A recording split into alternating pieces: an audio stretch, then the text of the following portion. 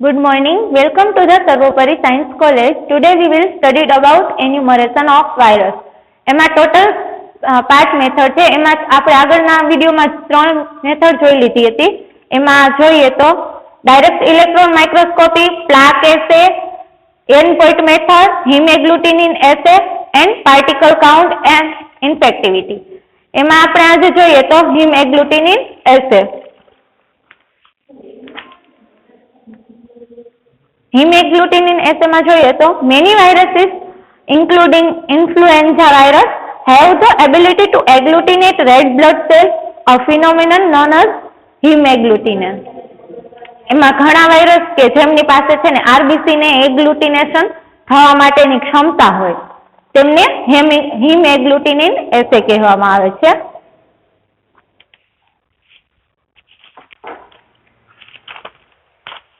And particle count and infectivity method.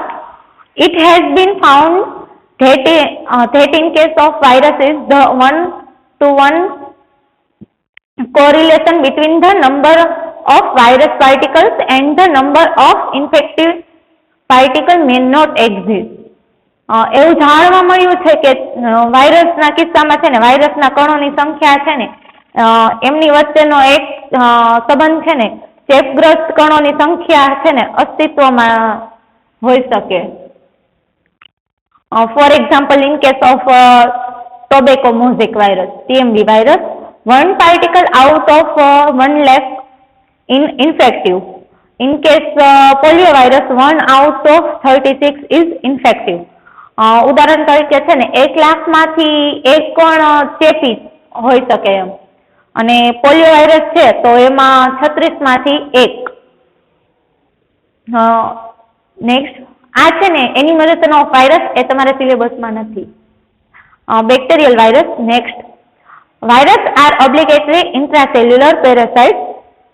They are very much host specific, so virus recognize bacterial cells as their host are called as bacteriophage or bacterial viruses or simply phage. Virus are obligatory intracellular parasite. Virus છે એ ફરજિયાત આંતરકોષીય પરોપજીવી છે, એટલે કે એમને છે ને grow થવા માટે કોઈ બી હોસ્ટની જરૂર પડે,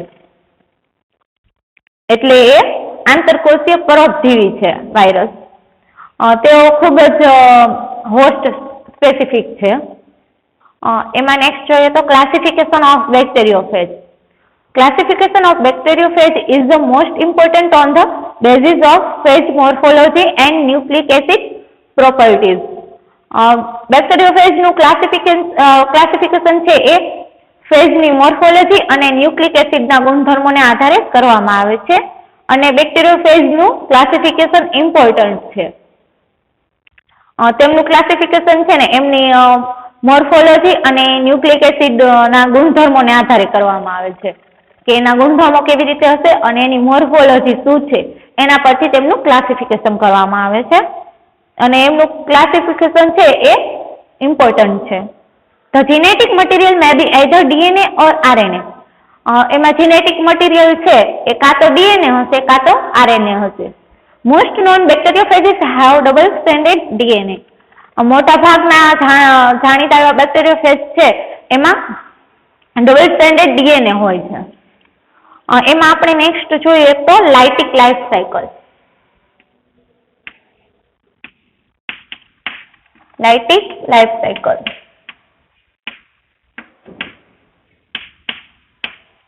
આ એમપી ક્વેશ્ચન છે. Bacteriophages show 2 type of life cycle. બેક્ટેરિયોફેજમાં છે ને 2 પ્રકારની લાઈફ સાયકલ છે. In one type of life cycle, phage cause lysis of host cells are called virulent phage, and a type of life cycle they exhibit is known as a lytic cycle. એમાં છે ને એક પ્રકારના life સાયકલમાં છે ને ફેજનું કારણ અને હોસ્ટ સેલના લાઇસિસને વાયરુલન્ટ ફેજ કહેવામાં આવે છે, અને ટાઈપ ઓફ લાઈફ સાયકલ ને છે ને લાઇટિક સાયકલ તરીકે ઓળખવામાં આવે છે. While other categories of phages are known as the temperate phase, they show two type of life cycle. It example lytic cycle and lysogeny. બીજા ફેઝની કેટેગરીને ટેમ્પરેટ ફેઝ તરીકે ઓળખવામાં આવે છે અને એમાં બે પ્રકારની લાઈફ સાયકલ છે. એક તો લાઇટિક સાયકલ એન્ડ લાઇસોજેની. તે એમાં ફેઝની કેટેગરીને છે ને ટેમ્પરેટ ફેઝ તરીકે ઓળખવામાં આવે છે અને એમની અંદર છે ને એક લાઇટિક સાયકલ અને લાઇસોજેનિક સાયકલ એ બે પ્રકારની લાઈફ સાયકલ છે. In lysogenic mode phase DNA is inserted within host DNA and becomes a part of host DNA and does not cause the lysis of host cell. લાઇસોજેનિક મોડમાં છે ને ફેઝ ડીએનએ હોસ્ટ ડીએનએ ની અંદર દાખલ થાય છે. Phase DNA જે હોય એ હોસ્ટ ડીએનએ ની અંદર દાખલ થાય છે અને હોસ્ટ ડીએનએ નો ભાગ બને છે અને હોસ્ટ સેલ છે એમનું લાઇસિસ નું કારણ નથી. એમાં નેક્સ્ટ જોઈએ તો T1 ફેઝ.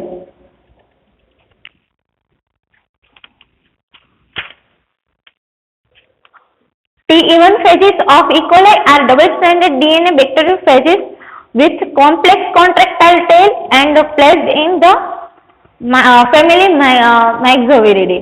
Myxoviridae છે એમાં આપણે જોઈએ તો E. coli ના છે ને T1 ફેઝ છે એ ડબલ સ્ટેન્ડર્ડ ડીએનએ બેક્ટેરિયોફેજ ડીએનએ બેક્ટેરિયોફેજ છે. એ કેવું કે ડબલ સ્ટેન્ડર્ડ ડીએનએ બેક્ટેરિયોફેજ છે અને જેમાં છે ને જટિલ એવી કોન્ટ્રાક્ટાઇલ ટેલ હોય છે અને તેને મિક્સોવિરિડી ફેમિલીમાં મૂકવામાં આવે છે. E. coli છે એમના T1 ફેઝ છે એ ડબલ સ્ટેન્ડર્ડ ડીએનએ બેક્ટેરિયોફેજ નું બનેલું હોય છે અને એમાં જટિલ કોન્ટ્રાક્ટાઇલ ટેલ હોય છે અને તેને છે ને મેક્સોવિરિડી ફેમિલીમાં મૂકવામાં આવે છે. નેક્સ્ટ આપણે જોઈએ તો એમાં અલગ અલગ આપેલા ટાઈપ છે. પેલું adsorption to the host cell and penetration. Adsorption to the host cell and penetration.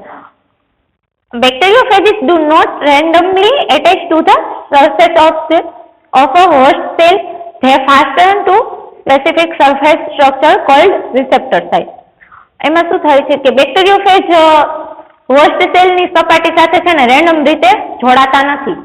તેમની સપાટી પર રેન્ડમ રીતે એ જોડાશે નહીં અને તેઓ છે ને રિસેપ્ટર સાઇટ તરીકે ઓળખાતી ચોક્કસ એવી સરફેસ હોય એવા સ્ટ્રક્ચરને જોડે છે. The nature of these receptor sites varies with the phage cells. Lipopolysaccharide, proteins, teichoic acid, flagella can serve as a receptor.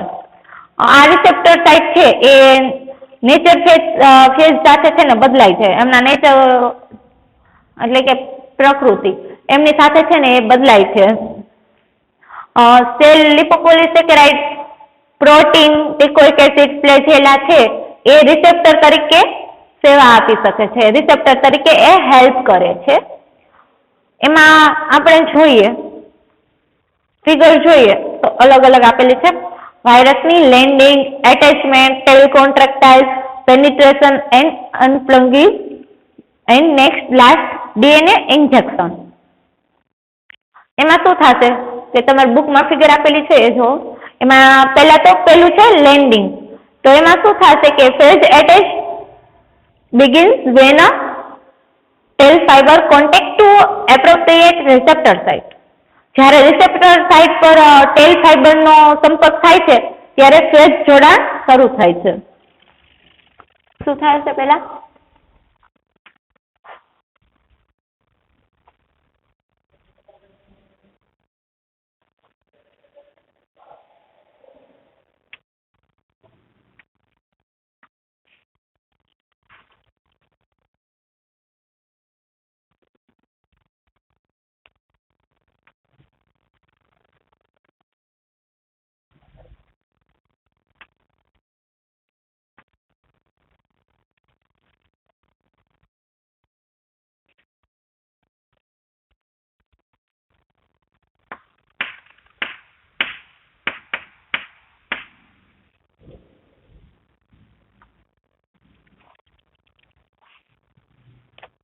કોઈ પણ વાયરસ છે એ પહેલા શું કરશે, સરફેસ ઉપર લેન્ડિંગ કરશે.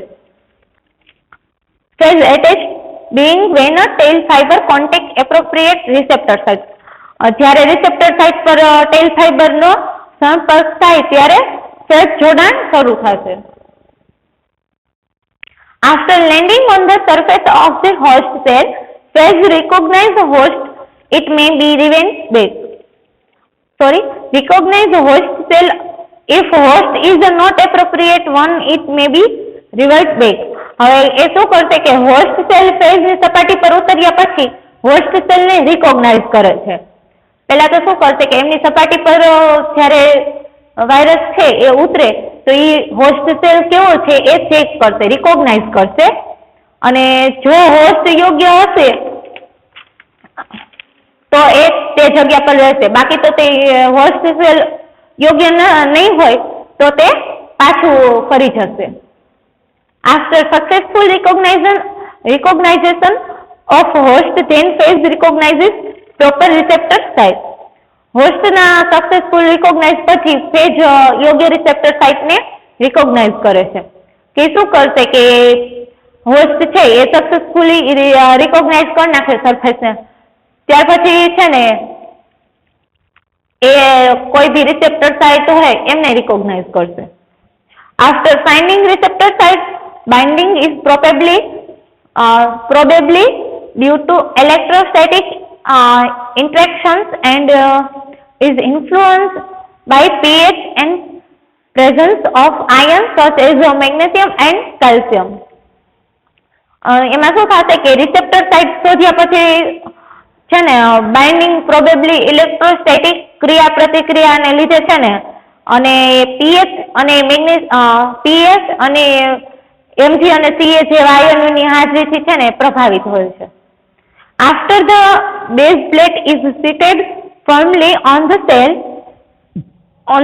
surface, conformational changes occur in the base plate and sheath.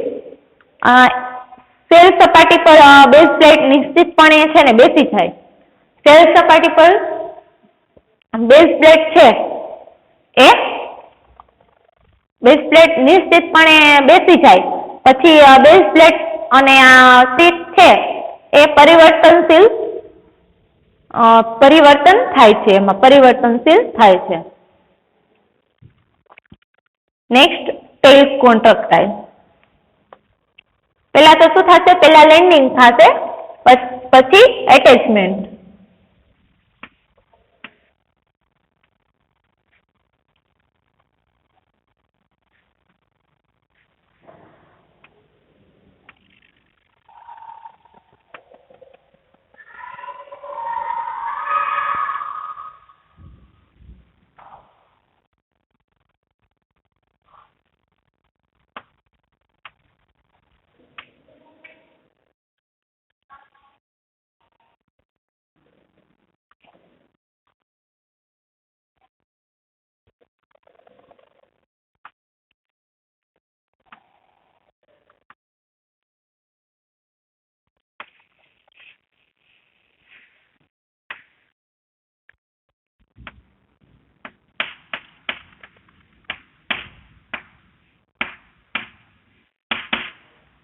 Landing થયા બાદ એટેચમેન્ટ થશે અને નેક્સ્ટ છે ટેલ કોન્ટ્રેક્ટાઇલ.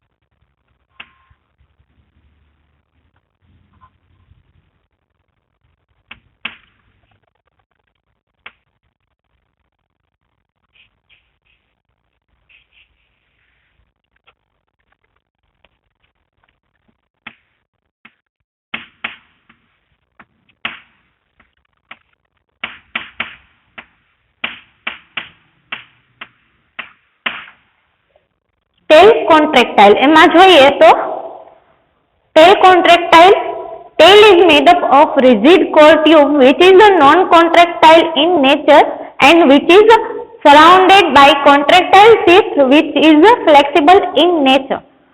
ટેલ છે એ રિજિડ કોર ટ્યુબનું બનેલી હોય છે. રિજિડ મીન્સ કઠોર, તો ટેલ છે એ રિજિડ કોર ટ્યુબની બનેલી હોય છે અને જે નેચરમાં છે ને બિન સંકોચનશીલ હોય છે અને તે સંકોચનની આવરણથી છે ને ઘેરાયેલી હોય છે, જે નેચરમાં સાનુકૂળ હોય છે. Tail sheath is made up of total 144 subunits which are arranged in 24 discs and each layer contains 6 subunits. Tail sheath છે એ કુલ 144 સબયુનિટની બનેલી હોય છે. ટેલ sheath છે એ ટોટલ 144 સબયુનિટની બનેલી હોય છે અને જે 24 ડિસ્કમાં ગોઠવાયેલી હોય છે, કે જે 24 ડિસ્ક હશે એમાં 24 ડિસ્કમાં એ 144 સબયુનિટ ગોઠવાયેલા હોય છે અને દરેક લેયરમાં છે ને 6 સબયુનિટ સામેલ હોય છે. ટોટલ 144 છે સબયુનિટ, એમાં 24 ડિસ્કમાં ગોઠવાયેલી હશે અને 24 ડિસ્કમાંથી એક ડિસ્કમાં છે ને 6 સબયુનિટ હશે. So this tail sheath will be shortened to 12 discs and 12 subunits in each. તેથી આ ટેલ શીથમાં છે ને 12 ડિસ્ક અને 12 સબયુનિટમાં ટૂંકા કરવામાં આવે છે. That is the sheath become shorter and wider and central tube or a core tube is pushed through the bacterial wall.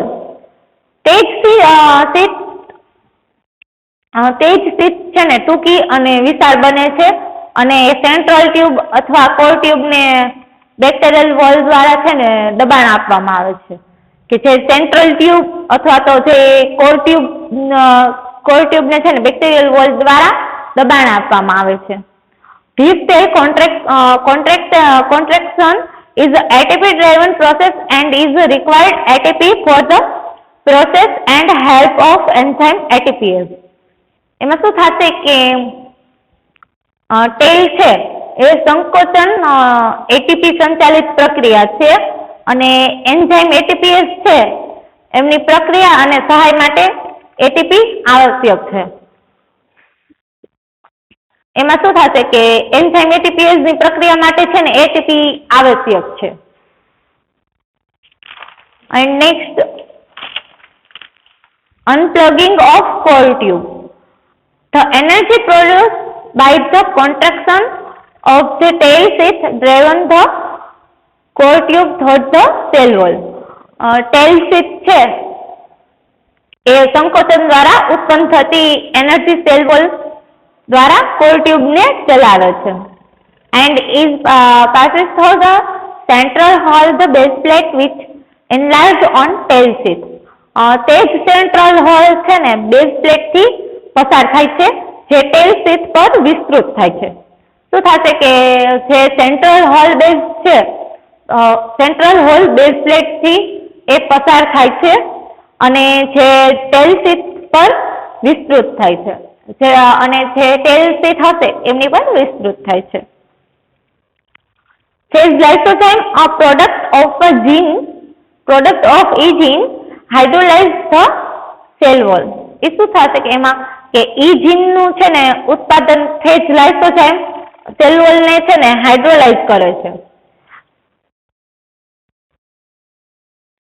The core tube passes only through the cell wall and does not penetrate the plasma membrane. Core tube છે એ ફક્ત cell wall માંથી પસાર થાય છે અને plasma membrane માંથી પ્રવેશતું નથી. એમાં શું થશે કે જે કોર ટ્યુબ છે એ ફક્ત સેલ વોલ માંથી જ પસાર થાય છે અને જે પ્લાઝ્મા મેમ્બ્રેન હશે એમાંથી પ્રવેશતું નથી. નેક્સ્ટ આપણે જોઈએ તો injection of DNA. Tail contractile જોયું, એમાં next unplugging and penetration.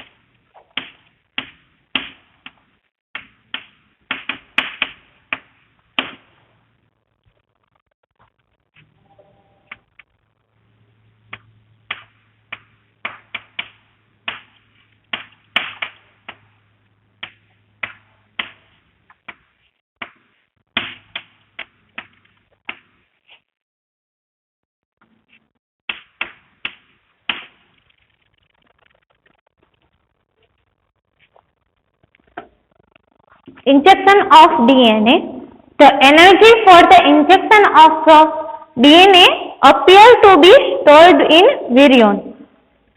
DNA ના ઇન્જેક્શન માટેની એનર્જી છે ને આયન સંગ્રહિત હોય તેવું લાગે છે.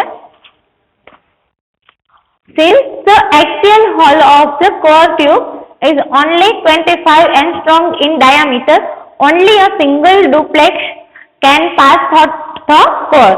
કારણ કે છે ને કોર ટ્યુબ નો એક્સિયલ હોલ છે એનો વ્યાસમાં માત્ર છે ને 25 એંગસ્ટ્રોમ જ હોય છે. ફક્ત એ જ ડુપ્લેક્સ કોર માંથી પસાર થઈ શકે છે. એમનો એક્સિયલ હોલ નો વ્યાસ છે ને માત્ર 25 એંગસ્ટ્રોમ જ હોય છે અને ફક્ત એ જ ડુપ્લેક્સ કોર માંથી પસાર થઈ શકે છે. તો આપણે આજે જોયું કે લાઇફ સાયકલમાં આપણે જોયું કે એમની પ્રોસેસ શું છે. તો પહેલા શું થશે, કોઈ બી વાયરસ છે એમનું સરફેસ પર લેન્ડિંગ થશે અને એ રિકોગ્નાઇઝ કરશે તે હોસ્ટ આપણને યોગ્ય છે કે નથી, અને જો એ યોગ્ય હશે તો એ રિસેપ્ટર સાઇટને રિકોગ્નાઇઝ કરશે અને ત્યાર પછી શું કરશે કે અટેચ થશે સરફેસ હારે, પછી અટેચમેન્ટ થશે, પછી ટેલ કોન્ટ્રેક્ટાઇલ થશે. આમાં ટેલ કોન્ટ્રેક્ટાઇલ થશે અને ત્યાર પછીમાં પેનિટ્રેટ એન્ડ અનપ્લગિંગ.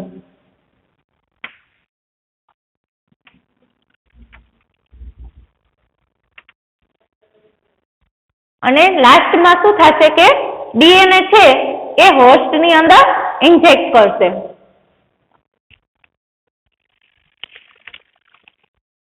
આપણે આગળ જોયું બેક્ટેરિયલ વાયરસમાં એમનું ક્લાસિફિકેશન એન્ડ લાઇફ સાયકલમાં શું કહેવા માંગે છે. અને આપણે નેક્સ્ટ જોઈએ તો synthesis of phase nucleic acid and protein.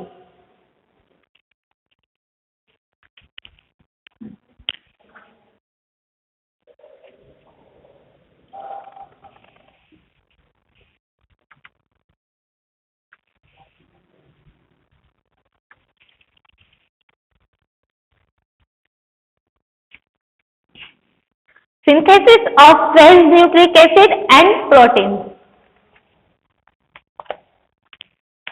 તો એમાં શું થશે કે ફેજ જીન છે એ એક્સપ્રેશન થશે.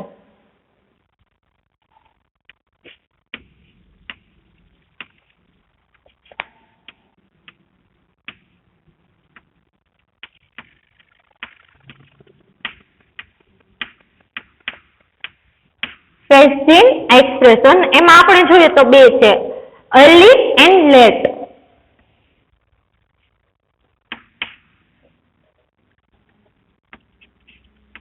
Late and second early.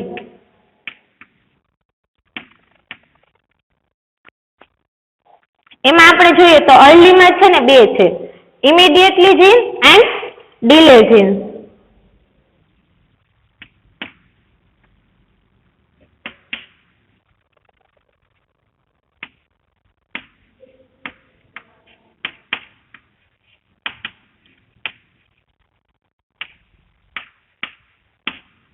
and delay gene.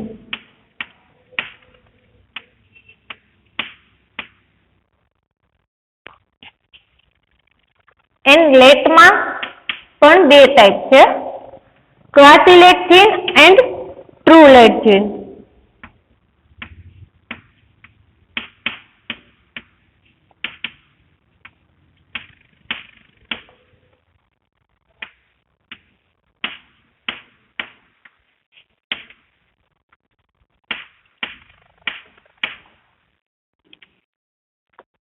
આપણે જોઈએ કે ફેજ જીન એક્સપ્રેશન છે એમાં ટુ ટાઈપ છે, અર્લી એન્ડ લેટ.